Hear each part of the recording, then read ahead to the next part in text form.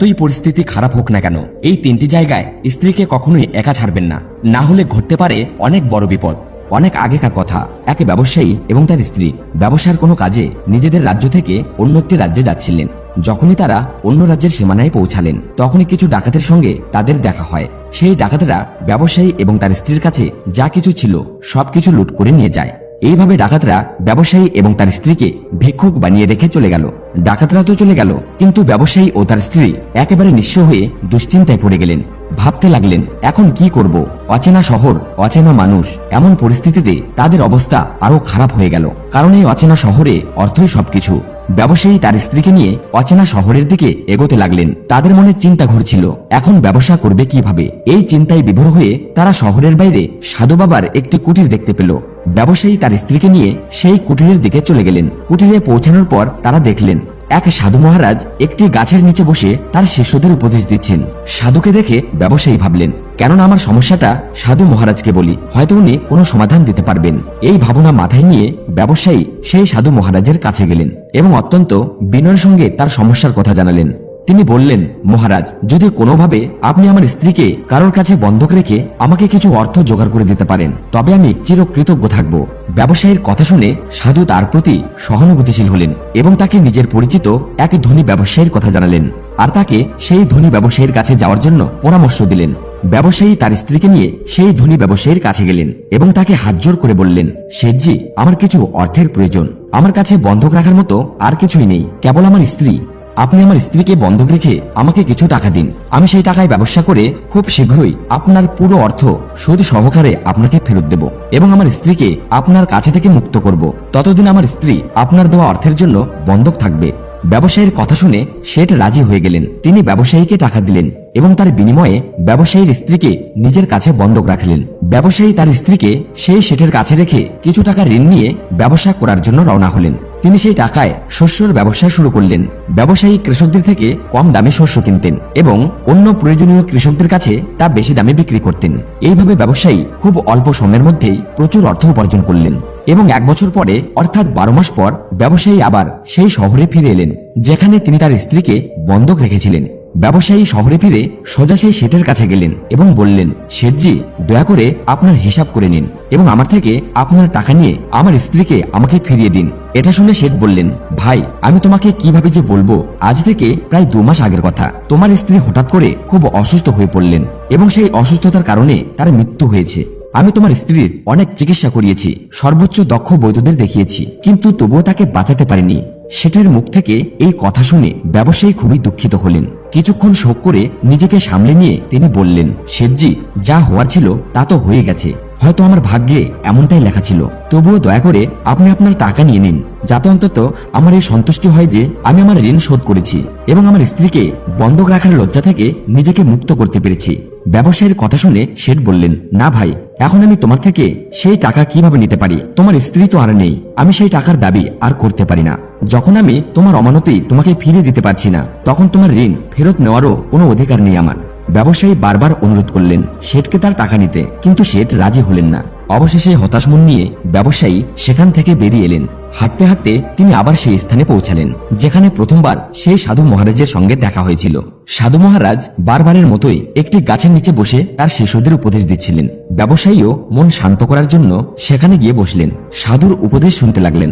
সাধু মহারাজ ব্যবসায়ীকে দেখে চিনতে পারলেন এবং তার অবস্থা সম্পর্কে জানতে চাইলেন।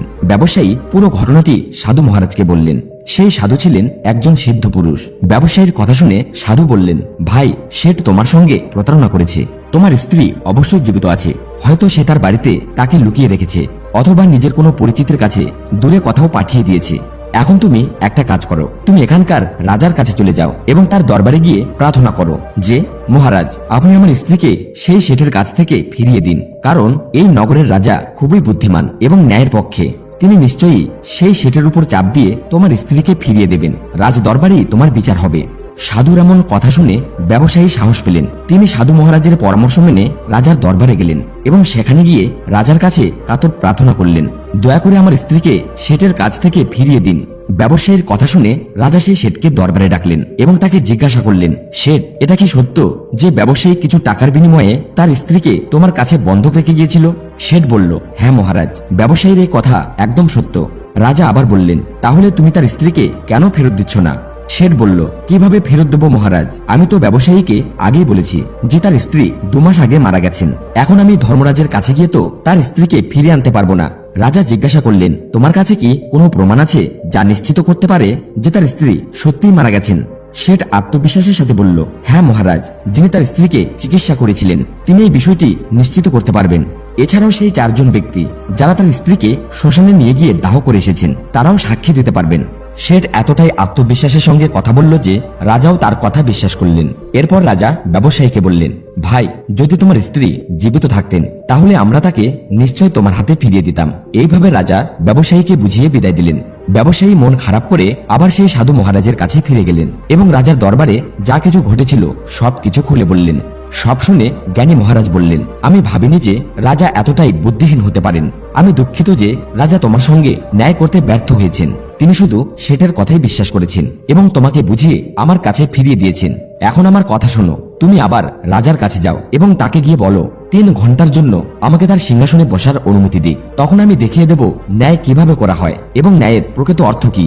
সাধু মহারাজের এই পরামর্শ শুনে ব্যবসায়ী আবার রাজার দরবারে গেলেন এবং সঠিকভাবে কথাগুলি রাজাকে জানালেন। ব্যবসায়ীর কথা শুনে রাজা বললেন, 3 ঘন্টার জন্য সিংহাসন ছাড়তে আমার কোনো আপত্তি নেই। এতে যদি তোমার ন্যায় হয় তবে আমি সিংহাসন ওই সাধু মহারাজের জন্য ছেড়ে দেব। তুমি তাকে রাজদরবারে নিয়ে এসো। রাজার এই আশ্বাস শুনে ব্যবসায়ী ফিরে গেলেন এবং সাধু মহারাজকে রাজ দরবারে নিয়ে এলেন। সাধু মহারাজ রাজ দরবারে পৌঁছালে রাজা তার সিংহাসন সেই সাধুকে অর্পণ করলেন। সাধু মহারাজ সিংহাসনে বসেই শেঠকে দরবারে উপস্থিত করার নির্দেশ দিলেন। শেঠ দরবারে এলে সাধু মহারাজ বললেন, শেঠজি, আপনি বলছেন যে এই ব্যবসায়ীর স্ত্রী আপনার কাছে থাকতে থাকতে 2 মাস আগে মারা গেছেন এবং আপনি এও দাবি করছেন যে তার মৃত্যুর সাক্ষীও আপনার কাছে আছে। এখন আমি কি সেই সাক্ষীদের সঙ্গে দেখা করতে পারি? তখন রাজা হিসেবে দায়িত্ব পালনরত সাধু মহারাজের আদেশে শেঠের সাক্ষীদের দরবারে হাজির করা হলো। প্রথমে সেই চিকিৎসককে আনা হলো যিনি ব্যবসায়ীর স্ত্রীর চিকিৎসা করেছিলেন। সাধু মহারাজ চিকিৎসকের দিকে তাকিয়ে জিজ্ঞেস করলেন, কেন ভাই, তুমি কি এই ব্যবসায়ীর স্ত্রীর চিকিৎসা করেছিলে? চিকিৎসক মাথা নিচু করে বললেন, জি হুজুর, আমি এই ব্যবসায়ীর স্ত্রীর চিকিৎসা করেছিলাম। সাধু মহারাজ গভীর দৃষ্টিতে তাকিয়ে আবার জিজ্ঞাসা করলেন, ঠিক আছে, তাহলে তুমি কি নিশ্চিত করে বলতে পারো যে এই ব্যবসায়ীর স্ত্রী সেই রোগে মারা গেছেন? আচ্ছা বলো তো, তুমি কি ব্যবসায়ীর স্ত্রীর চিকিৎসা করতে শেঠের বাড়ি যেতে নাকি শেঠ নিজেই তোমার কাছে আসতো চিকিৎসা নিতে? রাজা হিসেবে বসে থাকা সাধু মহারাজের কথা শুনে চিকিৎসক উত্তর দিলেন, মহারাজ, শেঠজি নিজে এসে আমার বাড়ি থেকে ওষুধ নিয়ে যেতেন। সাধু মহারাজ বললেন, মানে তুমি নিশ্চিত করে বলতে পারো না যে শেঠ ব্যবসায়ীর স্ত্রীর জন্যই ওষুধ নিয়ে যেতেন নাকি অন্য কারোর জন্য? চিকিৎসক একটু সংকোচ করে বললেন, হ্যাঁ মহারাজ, আমি নিশ্চিত করে বলতে পারি না শেঠ ওষুধটি ঠিক কার জন্য নিয়ে যেতেন, তবে শেঠজি আমার কাছে ওষুধ নিয়ে যেতেন। সাধু মহারাজ তার কথায় মন্তব্য করলেন, তাহলে এর মানে হলো তুমি রোগীকে দেখার আগেই ওষুধ দিয়ে দিচ্ছিলে। এটা খুবই গুরুতর বিষয়। তুমি ওষুধের জায়গায় যে কোনো লোককে বিষও দিয়ে দিতে পারো এবং হতেও পারে তোমার দেওয়া বিষের কারণেই ব্যবসায়ীর স্ত্রীর মৃত্যু হয়েছে। সাধুর এই কথা শুনে চিকিৎসকের মুখ ফ্যাকাশে হয়ে গেল এবং সে ভয় পেয়ে বলল, না হুজুর, এমন কখনোই হতে পারে না। আমি তো কখনোই আমার রোগীকে ওষুধের বদলে বিষ দেব না। এর ফলে তো আমার মান সম্মান ধুলে মিশে যাবে। চিকিৎসকের কথা শুনে সাধু মহারাজ বললেন, এখন তো তুমি এমনই বলবে। আমি তোমাকে তোমার কাজের প্রতি গাফিলতি এবং একজন রোগীর জীবনের সঙ্গে খেলা করার অপরাধে 50টি বেকরাঘাত করার আদেশ দিতে যাচ্ছি। এখন তুমি ভেবে দেখো, তুমি সত্য বলবে নাকি আমি সৈন্যদের আদেশ দেব তোমাকে বন্দী করার? এই কথা শুনে চিকিৎসকের শরীর ভয়ে কাঁপতে লাগলো এবং সে সাধু মহারাজের পায়ে পড়ে বলল, হুজুর, আমাকে ক্ষমা করে দিন। আমি মেনে নিচ্ছি যে আমি শেঠের কোনো রোগীরই চিকিৎসা করিনি। শেঠ আমাকে 1000 টাকা দিয়েছিল এবং বলেছিল যদি সাক্ষীর প্রয়োজন হয় তবে আমি তার পক্ষেই সাক্ষী দেব। এ আমার অপরাধ। আমি লোভের বশে সেই প্রস্তাব গ্রহণ করেছিলাম। রাজা হিসেবে বসে থাকা সাধু মহারাজ বললেন, চিকিৎসক, যাই হোক না কেন তুমি তো অপরাধ করেছো, সুতরাং আমি তোমাকে মিথ্যা সাক্ষ্য দেওয়ার অপরাধে 20টি চাবুক মারার আদেশ দিচ্ছি। সাধু মহারাজের আদেশ অনুযায়ী রাজা তার সৈন্যদের মাধ্যমে দ্রুত সেই চিকিৎসককে বন্দী করলেন এবং চাবুক মারার নির্দেশ দিলেন। প্রথম চাবুক পড়তেই চিকিৎসক খুব জোরে চিৎকার করে উঠল এবং বলল, মহারাজ, দয়া করুন, আমাকে ক্ষমা করুন, আমার প্রতি দয়া করুন, আমি মরে যাব। প্রতিটি চাবুকের আঘাতে তার গলা থেকে করুণ আওয়াজ বের হতে লাগলো। তার চিৎকার পুরো রাজদরবারে প্রতিধ্বনিত হতে লাগলো। চিকিৎসকের এই অবস্থা দেখে শেঠের সাক্ষী হিসেবে ডাকা 4 জনের হৃদয় কেঁপে উঠল, যারা বলেছিল যে তারা ব্যবসায়ীর স্ত্রীর দেহ শ্মশানে নিয়ে গিয়ে জ্বালিয়ে দিয়েছিল। এখন তাদেরও পালা এসেছে সাক্ষী হিসেবে হাজির হওয়ার। সাধু মহারাজ তাদের জিজ্ঞাসা করলেন, তোমরা বলছো যে তোমরা এই ব্যবসায়ীর মৃত স্ত্রীর দেহ শ্মশানে নিয়ে গিয়ে জ্বালিয়ে দিয়েছো। আমাকে এটা বলো, মৃতদেহের স্নান করার পরে যখন তাকে কাফনে মুড়িয়ে মাটিতে রাখা হয় তখন তোমরা কি সেই মহিলার মৃতদেহ দেখেছিলে? এই প্রশ্ন শুনে সেই চারজন উত্তর দিল, না হুজুর, আমরা তো তার মৃতদেহ দেখিনি। শেঠজি যখন তার সবজান প্রস্তুত করলেন তখন আমরা তাকে শ্মশানে নিয়ে গিয়েছিলাম এবং তাকে জ্বালিয়ে দিয়েছিলাম। সেই চারজন সাক্ষীর কথা শুনে সাধু মহাত্মা বললেন, তোমরা কি এটাও জানতে প্রয়োজন মনে করলে না মৃতদেহে শুয়ে থাকা ব্যক্তি আসলে মৃত নাকি অজ্ঞান অবস্থায় পড়ে থাকা কোনো জীবিত মানুষ? এমনও তো হতে পারে কোনো বিষাক্ত পদার্থে অজ্ঞান হয়ে পড়া একজন জীবিত মানুষকে তোমরা শ্মশানে নিয়ে গিয়ে জ্বালিয়ে দিয়েছ। এটিও একটি অত্যন্ত গুরুতর অপরাধ, এর জন্য তোমাদের মৃত্যুদণ্ড হতে পারে। ওই চারজন সাক্ষী আগে থেকেই চিকিৎসকের উপর হওয়া মারধরের ভয়ে আতঙ্কিত ছিল, আর যখনই তারা সাধু মহাত্মার মুখ থেকে মৃত্যুদণ্ডের কথা শুনল তখন তাদের হাত পা যেন একেবারে ঠান্ডা হয়ে গেল। সাধু মহারাজ নম্রভাবে শেঠের দিকে তাকালেন। তার দিকে তাকাতেই শেঠের মুখের রং ভয় একদম কালো হয়ে গেল। সাধু মহারাজ শেঠকে বললেন, শেঠজি, তোমার পাঁচজন সাক্ষীরই তো হাওয়া বেরিয়ে গেছে, এবার তুমি বলো, যদি কোনো মহিলার ইচ্ছার বিরুদ্ধে তাকে জোর করে বাড়িতে রাখা হয় এবং তার সঙ্গে বিশ্বাসঘাতকতা করা হয় তাহলে তুমি কি ধরনের শাস্তি পেতে পারো? সাধু মহারাজের এই কথা শোনার পর শেঠের মুখ একদম সাদা হয়ে গেল এবং তার মুখ থেকে কোনো কথাই বেরোলো না। রাজা হয়ে বসে থাকা সাধু মহারাজ বললেন, শেঠ, আমি তোমাকে 10 বছর কঠোর কারাবাসের শাস্তি দেব, তবে এখনো সময় আছে। তুমি যদি চাও তাহলে তুমি এই ব্যবসায়ীর স্ত্রীকে এক্ষুনি দরবারে নিয়ে এসো। শাস্তির ভয় পেয়ে শেঠ দ্রুত তার সেবকদের বাড়িতে পাঠালো এবং তাদের মাধ্যমে ব্যবসায়ীর স্ত্রীকে দরবারে নিয়ে আসা হলো। সাধু মহারাজ শেঠের কাছ থেকে ব্যবসায়ীর স্ত্রীকে নিয়ে ব্যবসায়ীকে ফিরিয়ে দিলেন এবং শেঠকে মিথ্যা সাক্ষী দেওয়ার অপরাধে 5 মাসের জন্য কারাবাসের শাস্তি দিলেন। এছাড়াও যারা ব্যবসায়ীর স্ত্রীর মৃতদেহ শ্মশানে নিয়ে যাওয়ার মিথ্যা সাক্ষী দিয়েছিল তাদেরকেও কঠোর শাস্তি দেওয়া হলো। এই দেখে রাজা বিস্মিত হয়ে গেলেন এবং সাধুর সামনে হাত জোর করে বললেন, মহাত্মা, আপনি ধন্য, আপনি আমাকে শিখিয়ে দিলেন যে ন্যায় কিভাবে করতে হয়। রাজার কথা শুনে সাধু মহারাজ বললেন, রাজন, আমার 3টি কথা চিরকাল মনে রাখবেন। কখনোই 3টি জায়গায় আপনি আপনার স্ত্রীকে একা ছাড়বেন না। এখন আমি সেই 3টি জায়গার বিষয়ে আপনাকে জানাচ্ছি। কেউ যদি এই 3টি জায়গায় তার স্ত্রীকে একা ছাড়েন তাহলে পরে তাকে অনেক আফসোস করতে হবে।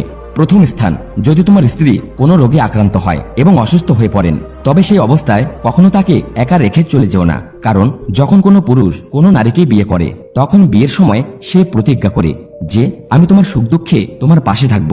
সুতরাং অসুস্থতার সময় সবসময় তার সঙ্গী হয়ে থাকতে হবে এবং তার যত্ন নিতে হবে। যেমন স্ত্রীর কর্তব্য হলো তার স্বামীর সেবা করা, তেমনি স্বামীরও কর্তব্য হলো তার স্ত্রীর সেবায় সদা প্রস্তুত থাকা। এটি তোমার কর্তব্য এবং সুখী জীবন পাওয়ার মূল মন্ত্র। দ্বিতীয় স্থান, যদি তোমার স্ত্রী নির্দোষ হয় এবং কেউ তার উপর মিথ্যা অভিযোগ তোলে তবে সেই অবস্থায় তোমার উচিত সবসময় তার পাশে দাঁড়ানো।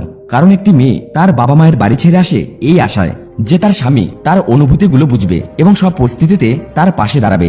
সেই জন্য যদি পৃথিবী তাকে মিথ্যা দোষারোপ করে তাহলে আপনাকে আপনার স্ত্রীকে সঙ্গে রাখতে হবে। এমন সময়ে তাকে কখনো একা ছেড়ে যাবেন না। যদি কখনো এমন পরিস্থিতি আসে তাহলে আপনাকে আপনার স্ত্রীর কাছে গিয়ে বলতে হবে, তুমি একদম চিন্তা করো না, আমি তোমার সঙ্গে আছি। তৃতীয় স্থান, কখনো ভুল করেও আপনি আপনার স্ত্রীকে অপর পুরুষের কাছে একা ছেড়ে যাবেন না। সে আপনার বন্ধু হোক, আত্মীয় হোক বা আপনার সৎ ভাই হোক না কেন, কোনো পরিস্থিতিতেই আপনার স্ত্রীকে অন্য পুরুষের সঙ্গে একা ছেড়ে দেওয়া উচিত নয়। কারণ আজকের দিনে কারোর উপর কোনো বিশ্বাস রাখা যায় না। কে কখন কিভাবে কার সঙ্গে প্রতারণা করবে তা বলা যায় না। সুতরাং কখনো ভুল করেও আপনার স্ত্রীকে অন্য কোনো পুরুষের সঙ্গে একা ছেড়ে দেবেন না। বন্ধুরা, আশা করি আমাদের এই গল্প আপনাদের ভালো লেগেছে। যদি গল্পটি ভালো লেগে থাকে তাহলে দয়া করে ভিডিওটি লাইক করুন এবং আমাদের চ্যানেলটি সাবস্ক্রাইব করুন।